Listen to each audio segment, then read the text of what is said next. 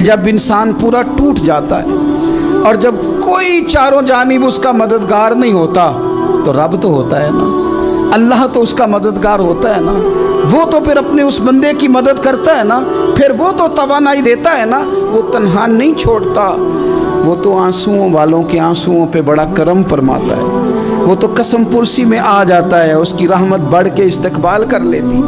اور زندگی میں کبھی کوئی ایسا وقت آئے کہ آپ محسوس کریں کہ تنہا رہ گئے ہیں اور کئی اپنے بھی مخالفین کی جماعت میں نظر آنے لگے ہیں، تو اس وقت پھر دل، روح، زبان اور ذہن کو یکجا کر کے سمجھ لینا کہ جب ساری دنیا ساتھ چھوڑ جاتی ہے تو رب کی رحمتیں اس وقت بھی ساتھ رہتی ہیں، اور اللہ کی مدد اس وقت بھی بندے پہ کرم نوازی کرتی ہے۔ آزمائش آ جاتی ہے، بڑے بڑوں پہ آ جاتی ہے، لیکن بعض اوقات بڑی تکلیف ہوتی ہے جب اس بندے کو لوگ کٹہرے میں کھڑا کر دیں جس کا جرم ہی کوئی نہیں، اس شخص سے لوگ سوال جواب شروع کر دیں جس بیچارے کے خیال میں بھی وہ بات نہیں، پھر وہاں وضاحت دینا، نہ کردہ گناہوں کی وضاحت دینا، یہ بڑا بوجھ بنتا ہے، بڑی تکلیف ہوتی، اور لوگ کرتے ہیں یہ کام۔ پھر اللہ تعالیٰ جب بندوبست فرمائے، صحیح بخاری میں حضرت جریج کا ذکر فرمایا، جریج نفل پڑھ رہے تھے، ماں نے آواز دی، وہ آ نہیں سکے، نماز میں تھے، ماں ناراض ہو گئی، اس نے ہاتھ اٹھا کے کہا اللہ یہ اتنی دیر تک مرے نہ جب تک کسی بری عورت کا منہ نہ دیکھ لے۔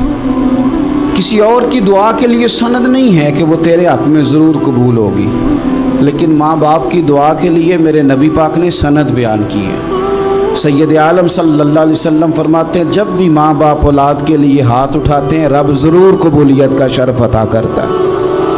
تو جہاں سند موجود ہے نا، کچھ افتتاح ابا جی سے بھی کرا لینے چاہیے، کچھ کام شروع کرنے سے پہلے صرف اماں سے ہی دعا کرا لینی چاہیے، یہ والا افتتاح بھی بڑے کام کا ہے کیونکہ یہاں سند بیان کر دیا میرے نبی کریم۔ تو جناب جریج کی ماں ناراض ہو گئی، کہنے لگی اللہ اس نے میری بات نہیں سنی، اب تھے تو وہ نیک، لیکن رب کریم کی حکمت کا تقاضا ہے، ماں کی دعا کو بھی قبول کرنا تھا، اللہ نے آزمائش میں مبتلا کر دیا۔ والدہ تو چلی گئیں، وہ ایک خیمے میں، ایک کٹیا میں، ایک جھونپڑی میں عبادت کرتے تھے، اللہ کو یاد کرتے تھے، رب رب کرتے تھے، اور لوگ ان کی بڑی تعریف بھی کرتے تھے، لوگ ان کے ارادت مند بھی تھے، عقیدت مند بھی تھے، اہل محبت بھی تھے۔ ایک عورت آ گئی، بس وہ اللہ کی حکمت پوری ہونی تھی، اس نے آ کے پہلے تو انہیں اپنی طرف مائل کرنا چاہا، جب نہ مائل ہوئے تو الزام لگا دیا۔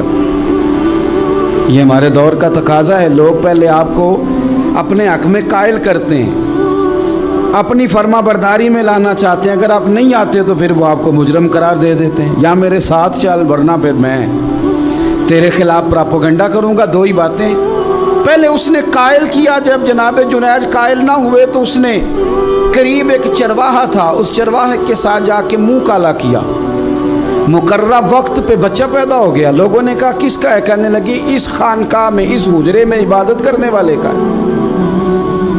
اگر کسی دیندار پر ذرا سا بھی الزام لگ جائے تو آپ یقین کریں کہ بڑے بڑے خوفناک لوگ بھی نیک ہو جاتے ہیں، جن کا اپنا سارا ماضی کالا سیاہ ہو وہ بھی اجالوں کے راہبر بن جاتے ہیں، جن کی اپنی زبانیں ساری زندگی آلودہ رہی ہوں وہ بھی بڑے بڑے اعلیٰ سچ بولنے لگتے ہیں۔ اعلیٰ کچے میرے مکان کی دیوار کیا گری، لوگوں نے تو میرے صحن میں رستے ہی بنا لیے۔ بڑے لوگ آ جاتے ہیں، پھر بڑا کچھ کرتے ہیں اور بڑے بڑے خوفناک جملے کستے ہیں، بس کو نقطہ جو ہاتھ آ گیا ایسا جیسے گرنے کا انتظار کر رہے تھے۔ اب جناب لوگ اٹھے، احتجاج شروع ہو گیا، شور پڑ گیا، یہ بابا بڑا نیک بنتا تھا، نفل پڑھتا تھا، عبادتیں کرتا تھا، دیکھو اس کا حال کیا ہے کہ اس نے ناجائز بچہ پیدا کیا۔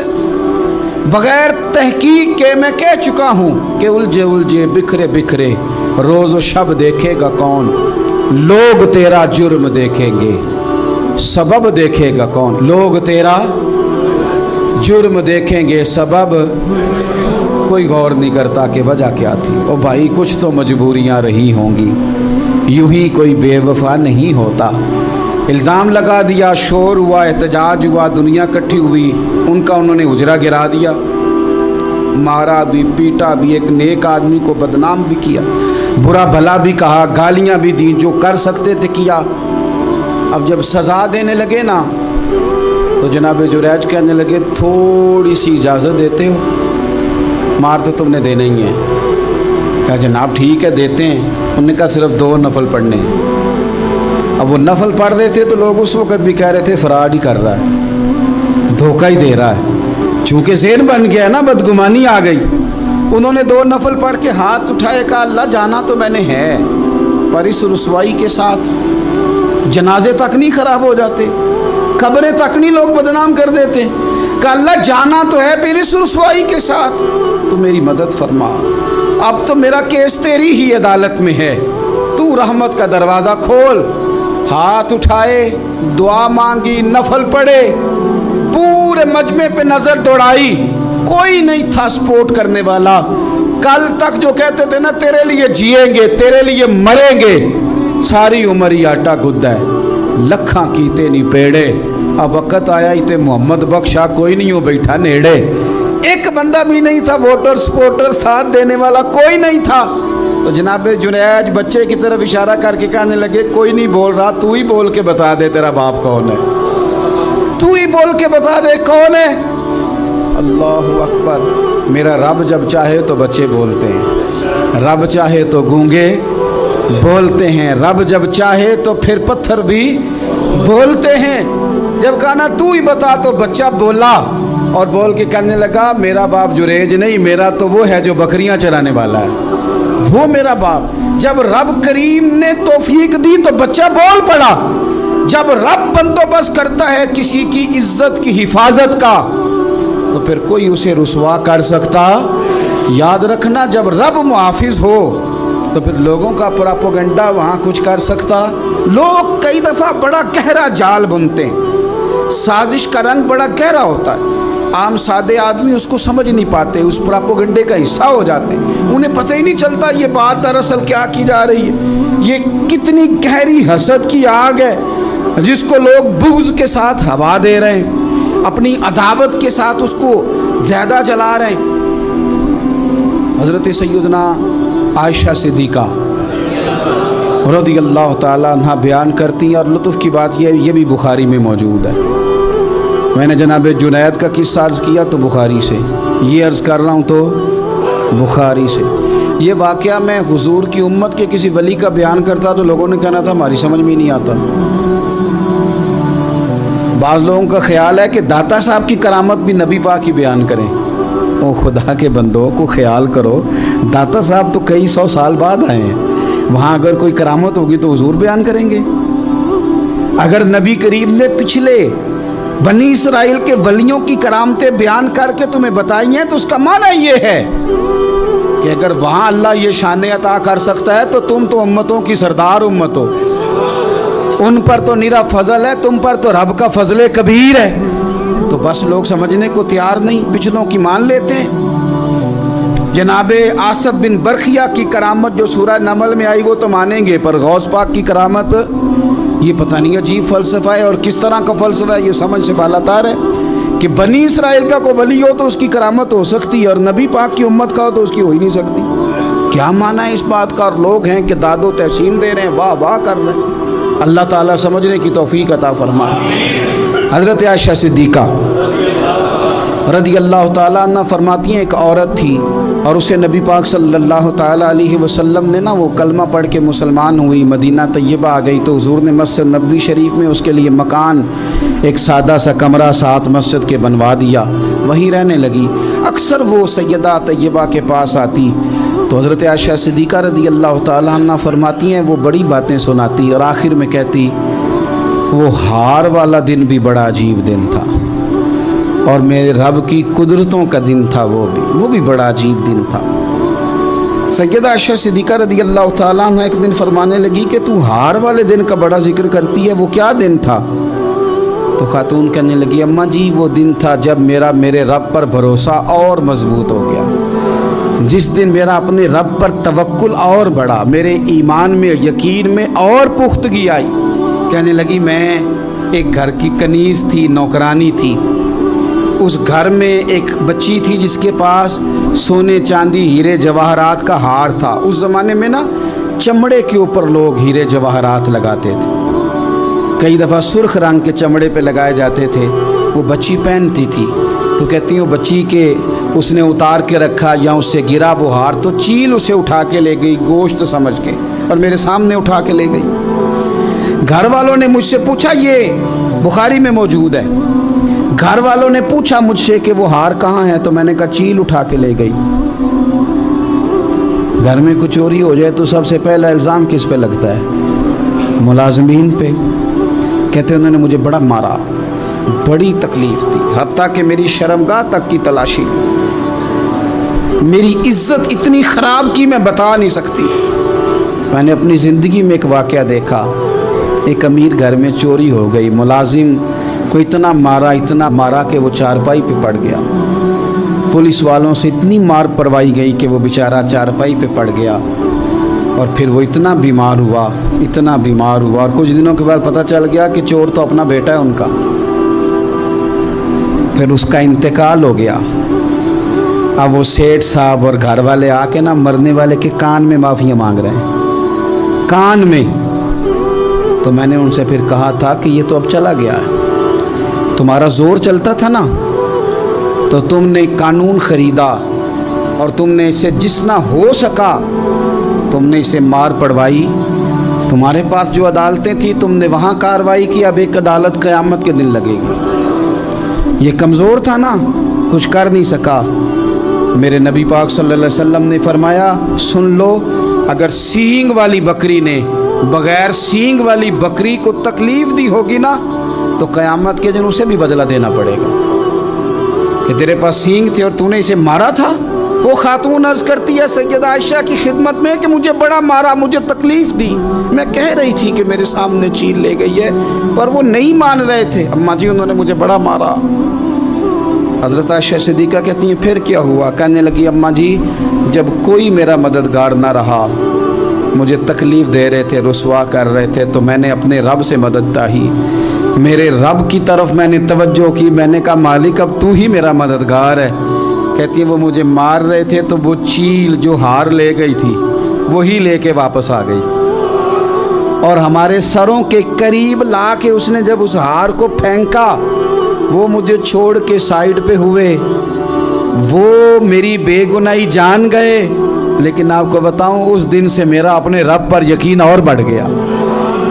टूटे दिलों में तो रब मिलता है। जब लोग ताने देते हैं, जब लोग तकलीफ देते हैं, जब आप बिल्कुल ठीक चल रहे होते हैं, जब आप मेहनत कर रहे होते हैं, जब आप मुखलिस होते हैं, जब आप जद्दोजहद कर कर के थक जाते हैं, और लोग जब पूरी तौर पर तानाज़नी कर बातें सुनने को जब मिलती हैं,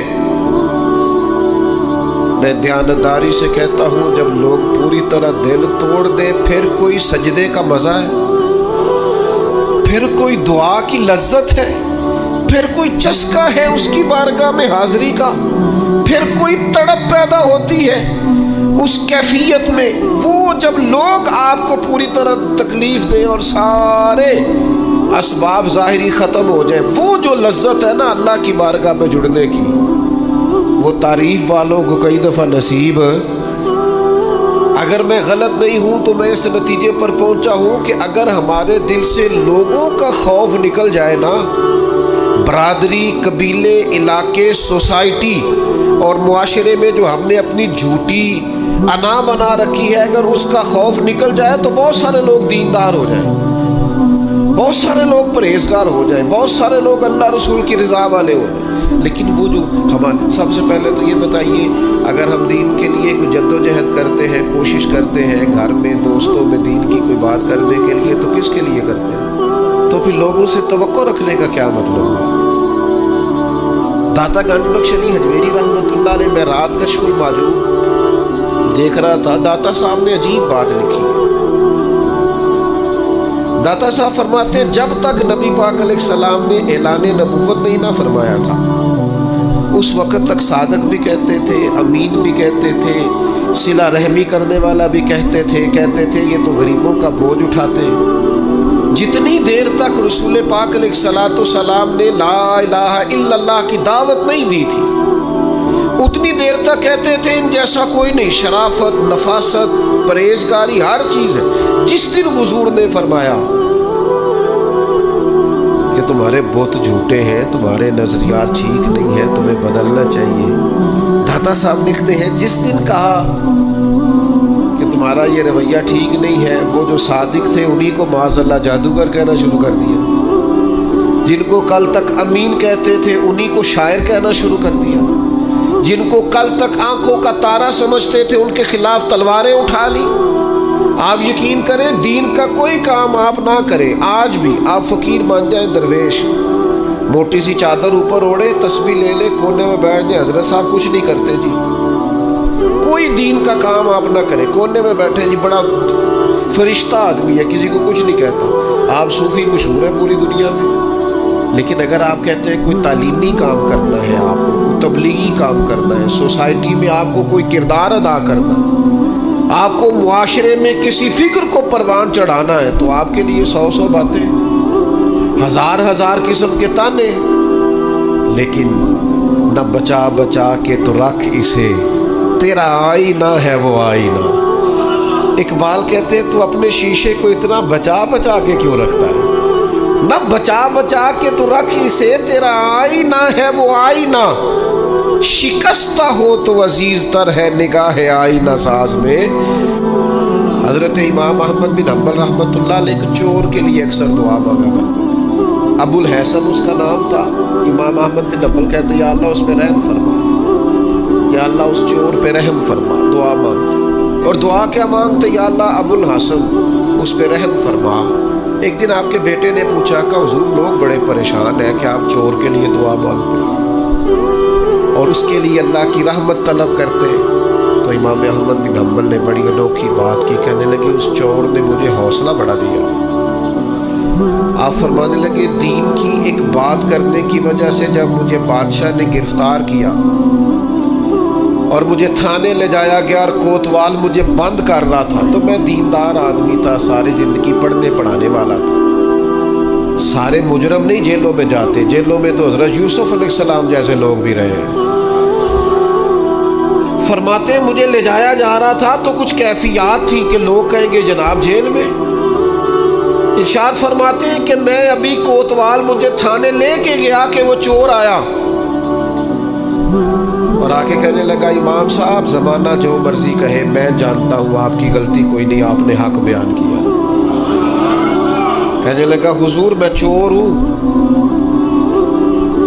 میرے وجود پر اب 1 انچ جگہ نہیں جہاں کوڑا نہ پڑا ہو, سارا وجود کوڑے کھا کھا کے زخمی ہے. ہر شہر کے ہر کوتوال کے پاس گویا ہر تھانے میں میرا نام لکھا ہے. چوری کے لیے مار کھاتا ہوں, کبھی گھبرایا نہیں. ذرا کھڑے رہنا, آپ تو محمد عربی کے دین کے لیے مار کھانے لگے. اتنی جلدی تانوں سے پریشان نہ ہونا. فرمایا ذرا کھڑے رہنا, اتنی جلدی تانوں سے پریشان نہ ہونا. زخم پہ زخم کھا کے جی, خون جگر کے گھونٹ پی, آہ نہ کر لبوں کو سی, یہ عشق ہے کوئی دل لگی نہیں. ذرا ٹھہرنا پھر اگر آپ اس کام کے لیے آئے. آپ فرماتے ہیں مجھے اس کی بات نے اتنا حوصلہ دیا کہ پھر مجھے کسی چیز نے پریشان ہی نہیں کیا. ایک شخص نے نا ایک بندے سے قرض مانگا, اس نے کہا مجھے قرضہ دو. وہ کہنے لگا کہ کتنا قرضہ؟ اس نے کہا 1000 دینار.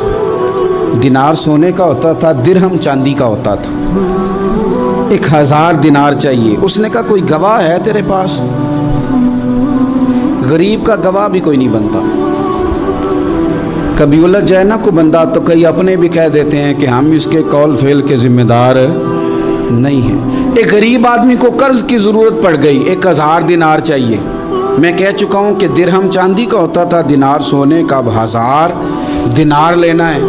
تو جس بندے سے اس نے کہا, اگرچہ وہ نیک بندہ تھا, اس نے کہا یار 1000 دینار دے دو. تو کہنے لگا کوئی گواہ ہے تیرے پاس؟ وہ کہنے لگا غریبوں کا گواہ کون ہوتا ہے؟ ہاں ایک گواہ ہے. کہا کون؟ کا میرا رب, وہ تیرے اور میرے بیچ گواہ ہے. اس نے کہا کوئی کفیل, اگر تو پیسے نہ دے سکے تو وہ بعد میں دے دے, یا تجھے کچھ ہو جائے تو وہ دے دے. اس نے کہا کفیل بھی میرا اللہ ہی ہے. میرے پاس اگر ہے تو رب کریم کا نام ہے, اگر اعتماد کر سکتا ہے تو کر لے. بندہ نیک تھا, اس نے کہا رب کے نام پہ, رب کی کفالت پہ, اللہ کو گواہ بنا کے میں تیار ہوں تجھے 1000 دینے کو. اس نے 1000 دینار دے دیا, وقت واپسی کا طے ہو گیا. وہ چلا گیا پیسے لے کے. اس نے پوری محنت کی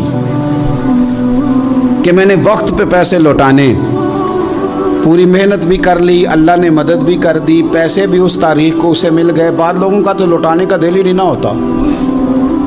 فرمایا حدیث پاک میں کہ تو لوٹانے کا ارادہ کر, رب تیری مدد بھی فرمائے گا.